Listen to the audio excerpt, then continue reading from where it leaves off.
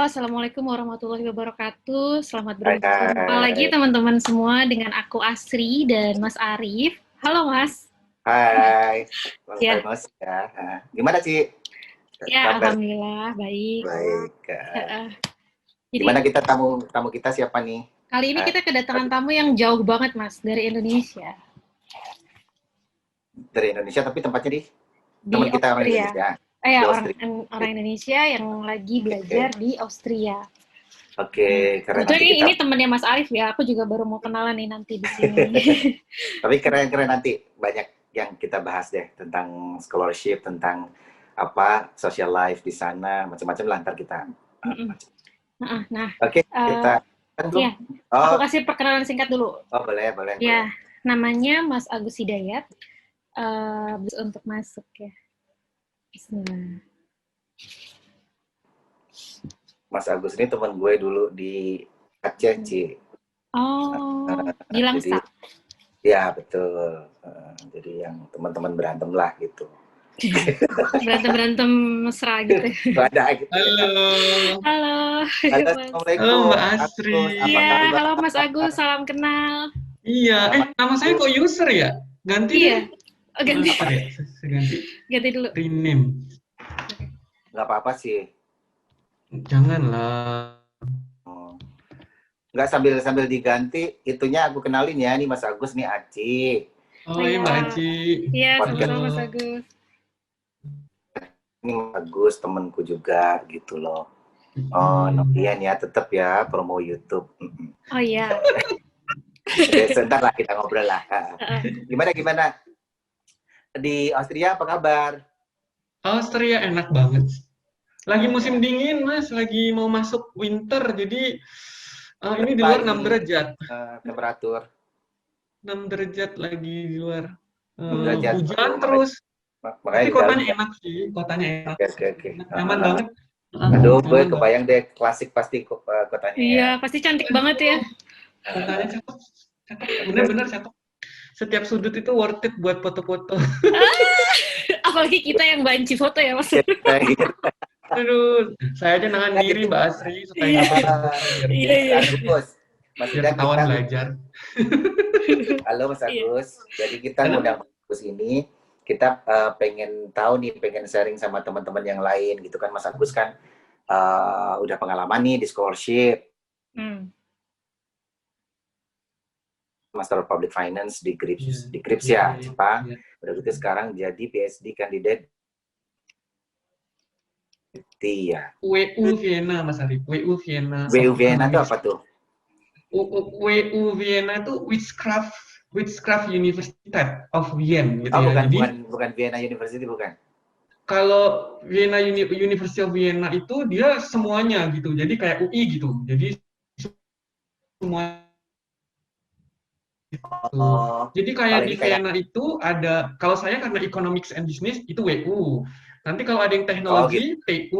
Nanti kalau ada yang pertanian, gitu. Jadi agak unik sih namanya gitu-gitu. Tapi universitasnya tetap Vienna University gitu ya? Beda-beda Mas, beda-beda. Kalau Vienna University sendiri gitu, sendiri. Jadi WU ini memang khusus untuk Economics and Business. Oke, maaf ya. Gitu aja Apa sih Mas Arif, gitu aja Mas. Jadi Ci, mungkin nanti bisa nanya-nanya lah apa. Pertama mungkin kita fokusin ke gimana sih caranya apa achieve ininya ya, scholarship-nya gitu. Perjalanan mendapatkan beasiswa.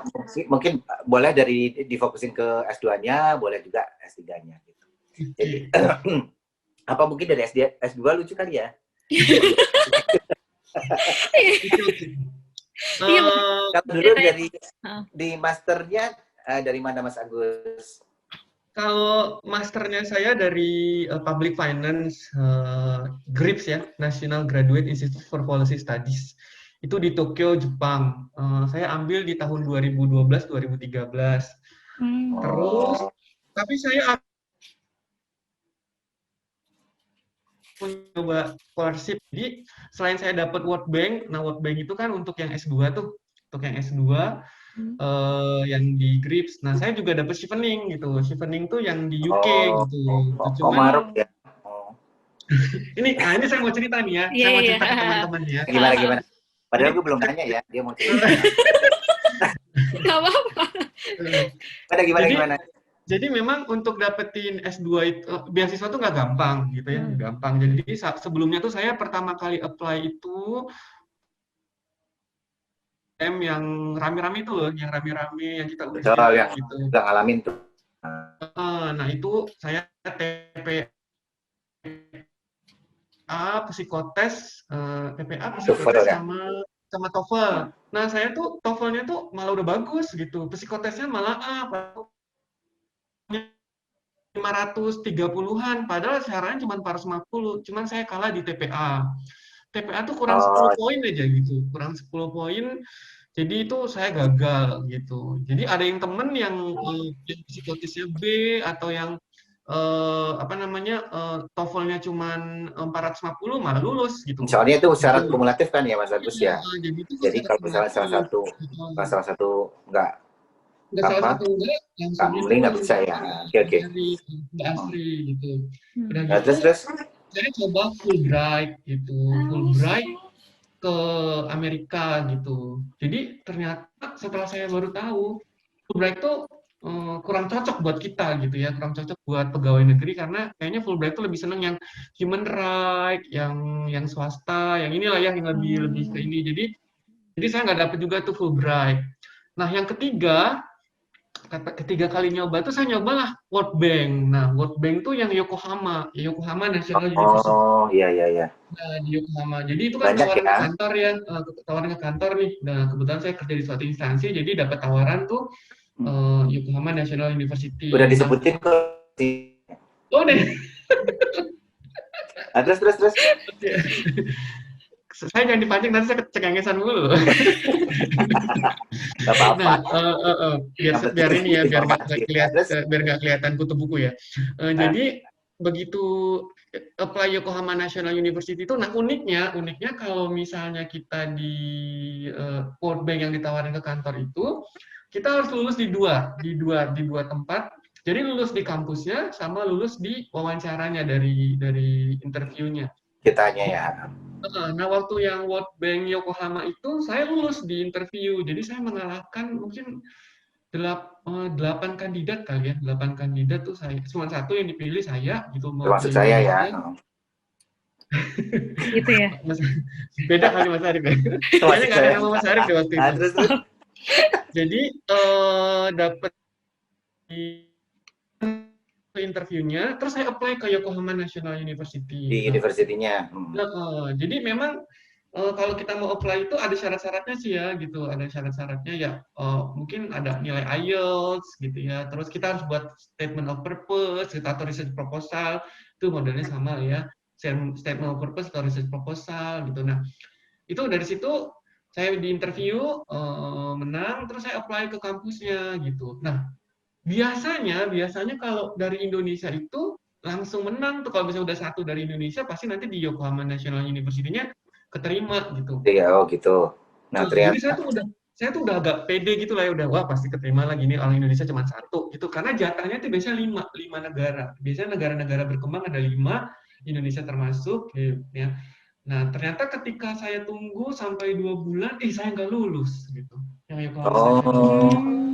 Dan nggak lulusnya itu dikasih tahunya tuh lewat surat gitu loh, bukan lewat email, bukan lewat apa, jadi agak jadul juga ya gitu.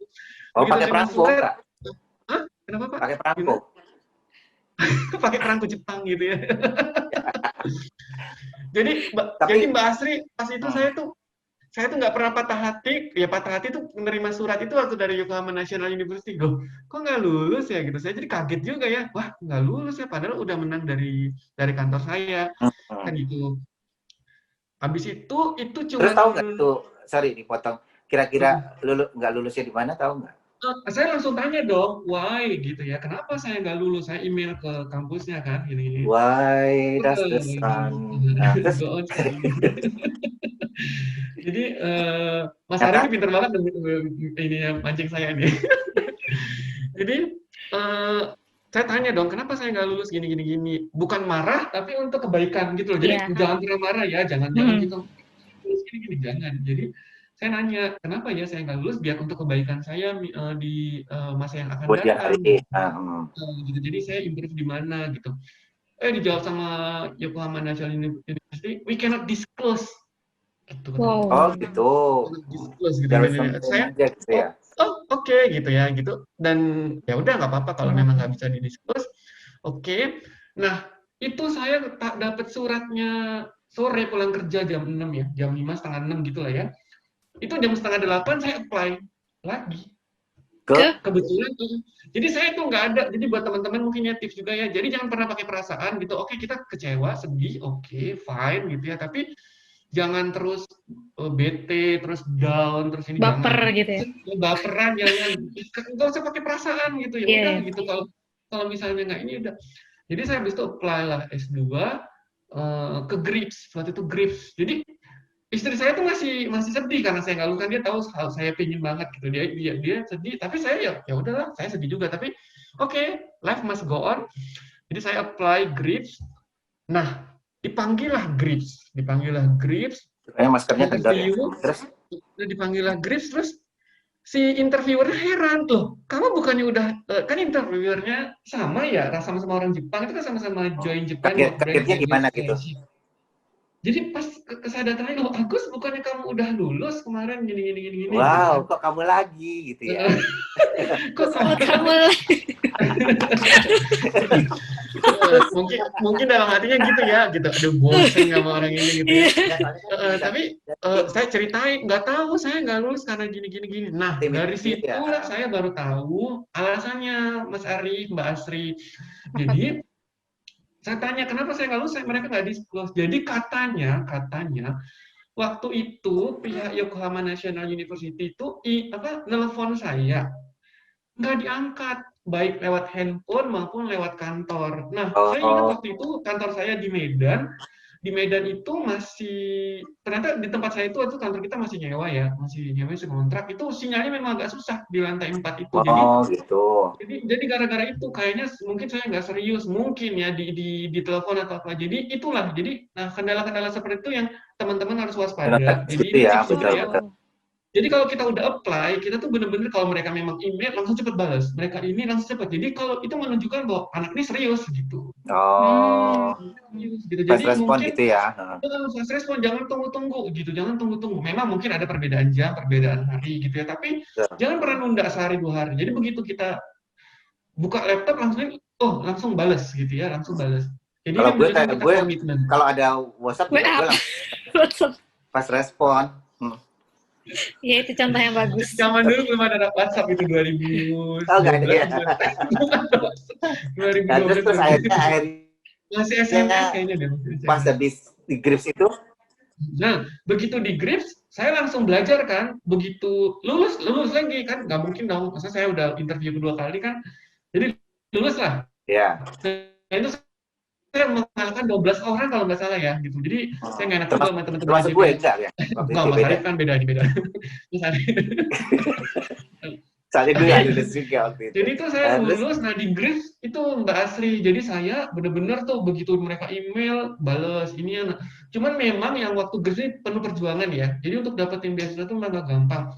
Mereka minta legalisi semua ya ijazah kita persiapkan ya, ijazah S1 gitu ya, D3 itu dipersiapkan, translate-nya ke bahasa Inggris. Nah, ya, kebetulan ijazah S1 saya karena saya di Medan jadi gampang tuh legalisinya ke kampus, kebetulan kampusnya menyediakan translate ke bahasa Inggris, jadi legalisinya kampus gampang. Nah, begitu ijazah STAN agak repot, kan harus ke Jakarta, sementara waktu itu posisi saya di Medan. Nah, jadi saya itu pakai sworn translator. Iya, memang harus pakai gitu kan. Sworn translator. Terus saya pakai sworn translator itu udah bayar, terus sama GRIPS-nya nggak diakuin. Dia bilang gini, ini siapa sworn translatornya? Mana ijazah bahasa Inggrisnya? Lah, yang sworn translator-nya yang tersinggung dong kalau misalnya digituin. Saya udah sworn translator gitu. Jadi saya tuh di waktu itu susahnya itu. Jadi mereka itu tidak mau mengakuin yang ijazah S1 saya, ijazah D3 stan saya yang ditranslate oleh seorang translator itu nggak mau. Akhirnya saya minta tolong sama teman, alhamdulillah bisa tuh di stan dibuat.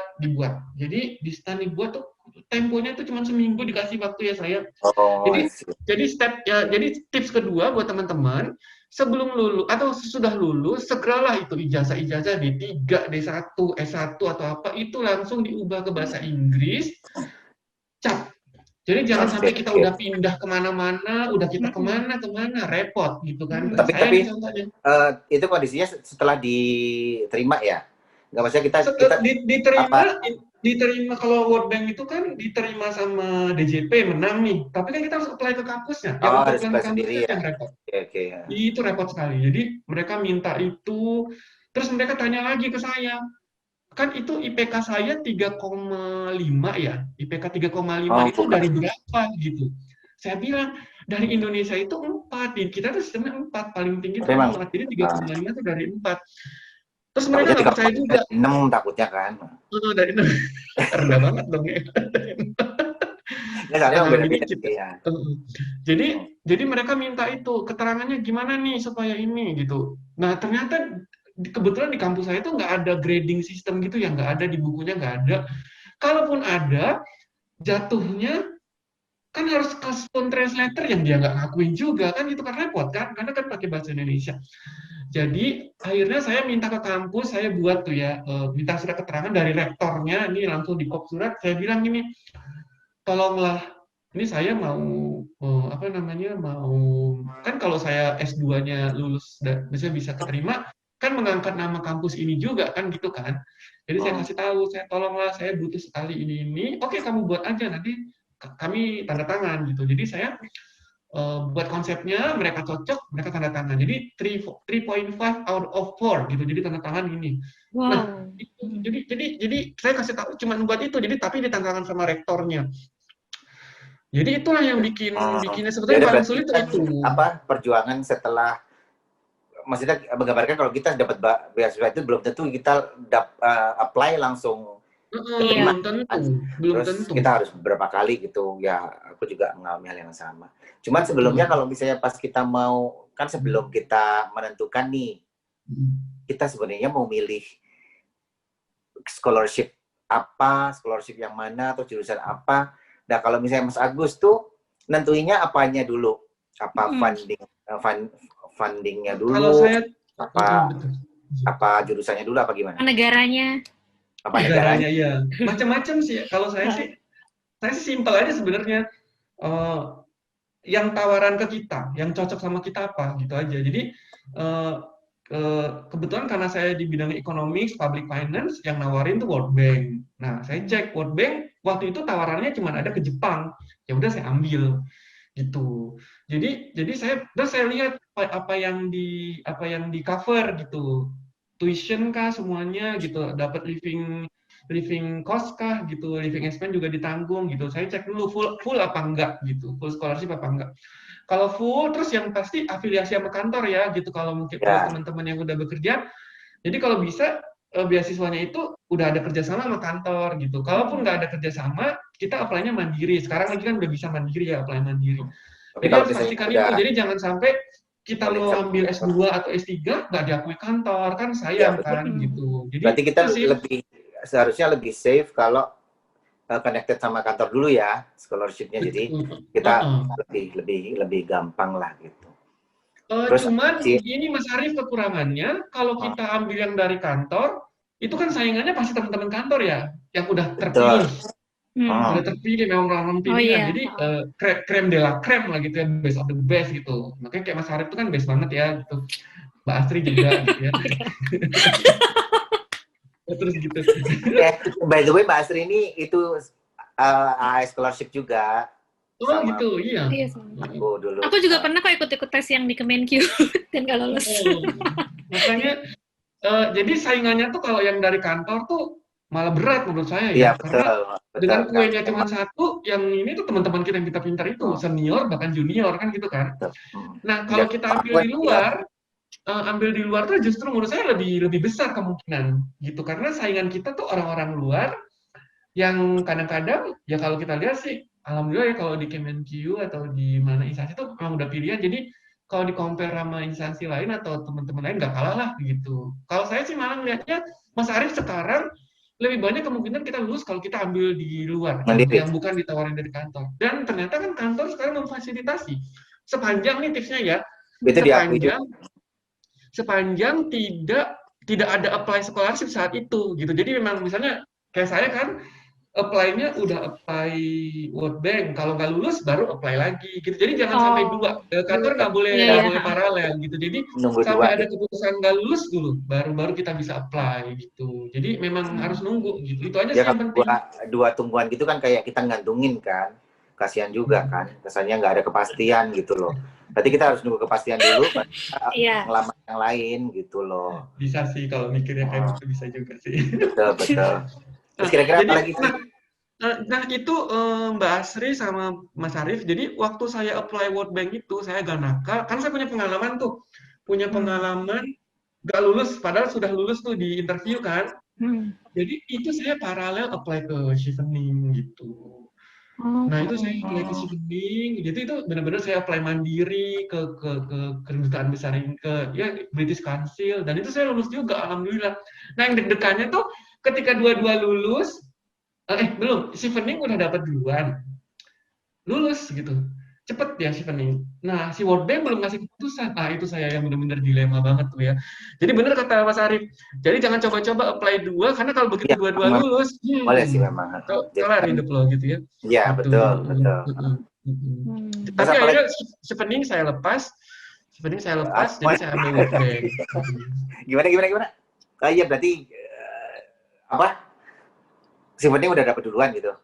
Chevening dapat duluan, jadi bedanya cuma seminggu Pak Arief, seminggu atau 10 hari gitu deh. Jadi Chevening udah, ayo Agus cepet apply gini, kamu udah dapat nih gini gitu kan. Jadi saya, waduh kalau lewat Chevening kan nggak lewat kantor. Nah, maksudnya iseng-iseng tuh waktu itu, iseng-iseng Chevening, agak gila saya, jangan ditiru ya gitu ya. Jadi cuman akhirnya saya bilang, ya udah karena World Bank udah ngasih keputusan dan itu dari kantor, saya ambil World Bank ke Jepang, Tokyo. Tapi saya bilang juga ke Chevening, bisa nggak di-defer gitu. Jadi saya selesai dari Tokyo, saya ke London gitu. Nggak boleh sama Chevening. Enak banget ya. Jadi tapi kan gini, generally kan ini teman-teman yang nonton ini kan juga pengen tahu juga. Sebenarnya generally itu yang dibutuhkan untuk syarat-syarat untuk scholarship tuh apa sih yang harus kita siapin banget gitu ya? Siapin 7 hari gitu loh. Yang pertama saya syarat administrasi dulu ya. Syarat administrasi tadi saya bilang umur, tadi cek umur. Jadi kita pasti ada aturan umur. Mungkin ada beberapa yang ngomongnya umur lagi. Masa baper Mas Arief.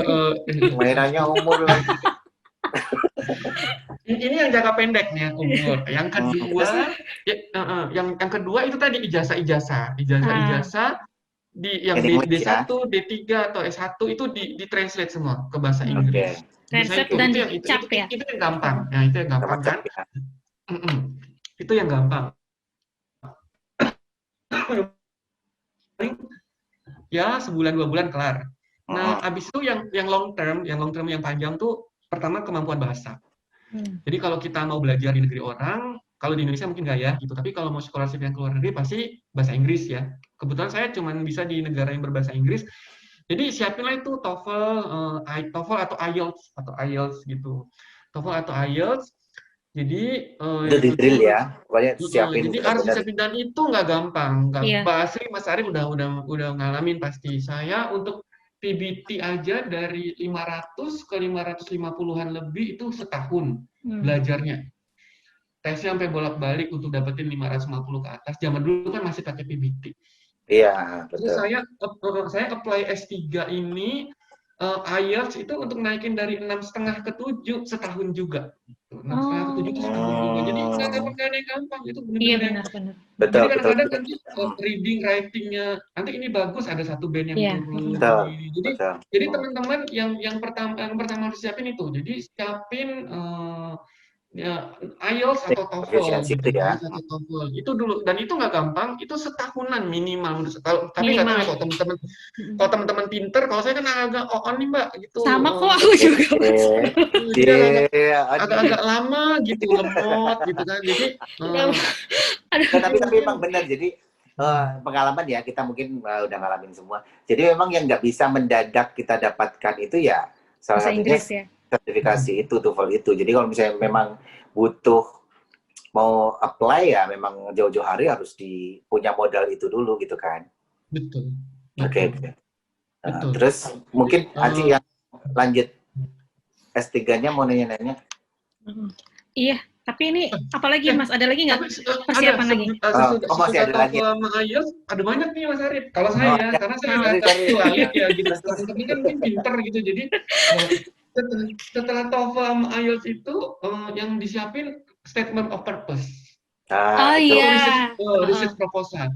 Itu nggak bisa cepet juga. Jadi kalau saya tuh buat itu minimal paling cepat sebulan, ya. Terus itu harus direview sama beberapa temen gitu. Jadi betul.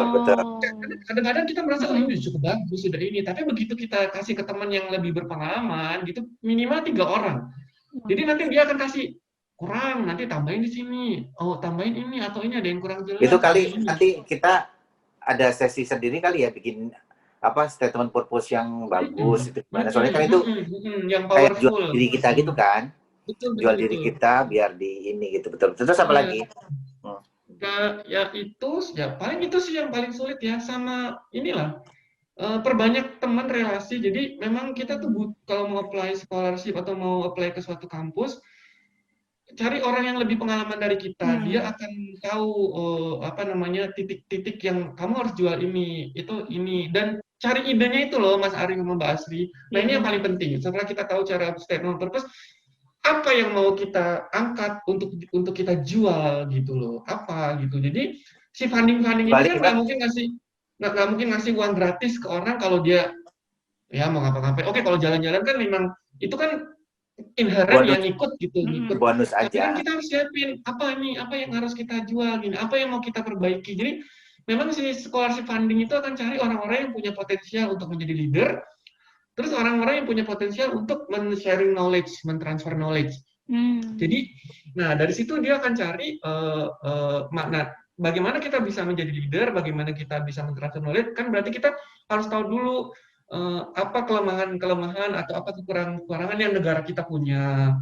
Yang nanti kalau kita sekolah keluar atau kita dapat pendidikan, nanti bisa kita perbaiki gitu. Jadi ini loh kekurangan Indonesia, tapi nanti kayaknya kalau saya belajar di negara ini, saya mungkin bisa pelajarin, kalau cocok bisa apply di Indonesia. Nah, begitu kita udah tahu kelemahan di sistem kita, di negara kita, atau ada kekurangan, nanti kita secara alami akan mencari negara mana yang berhasil gitu. Nah dari situ akan mengerucut tuh Mbak Asri, Mas Arif. Oh kayaknya Inggris berhasil deh di bidang ini, atau Jepang berhasil di bidang ini, atau Austria berhasil di bidang ini, atau Australia gitu, atau negara-negara lain, atau Amerika berhasil. Jadi dari situ nanti akan ketemu tuh. Jadi sekembalinya dari sana kita bisa apply di Indonesia. Ya? Kalau cocok, karena kan kita juga harus pastikan kadang-kadang nggak bisa juga kita langsung pindahin jeblak gitu ya, nggak bisa. Kan culture kita beda, ini kita beda, tapi mungkin ada adjustment sedikit.